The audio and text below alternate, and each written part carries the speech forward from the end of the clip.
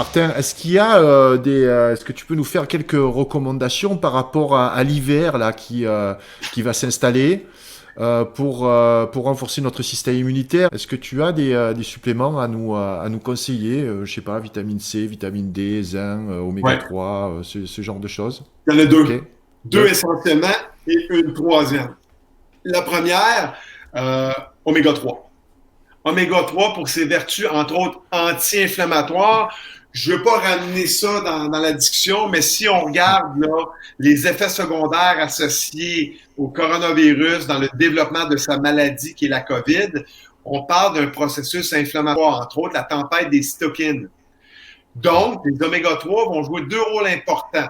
Le premier rôle important dans cette crise-là, c'est l'effet anti-inflammatoire naturel, d'ordre systémique, généralement dans l'organisme.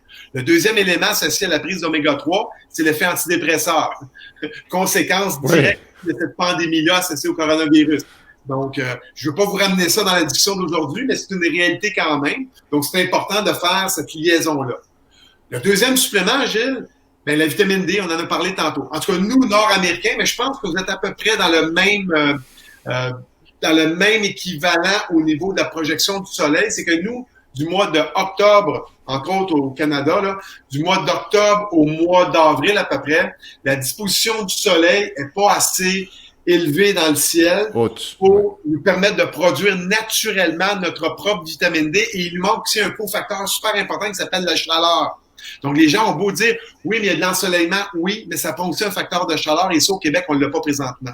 Donc, nous, là, la supplémentation en vitamine D est très importante et, bonne nouvelle, beaucoup d'études sortent aussi dans l'effet anti-COVID et anti-coronavirus. Deux choses qu'on peut séparer à un certain moment de la discussion où ce que la vitamine D aura un effet là, intéressant, très intéressant à ce niveau-là. C'est-à-dire que la vitamine D, selon certaines études, une étude vient de sortir tout récemment, qui dit en fait que la vitamine D nous protège contre le coronavirus comme tel, dans la déséquence de son ARN.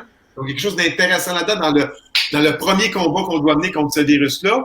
Et s'il y a développement de sa maladie, la COVID, comme je disais tantôt, bien, on pense que l'expression de la maladie serait beaucoup moins grave et de beaucoup plus courte durée avec un bon taux de vitamine D dans le système. Bonne nouvelle. Et Martin, il faut que tu en parles à Arruda, hein.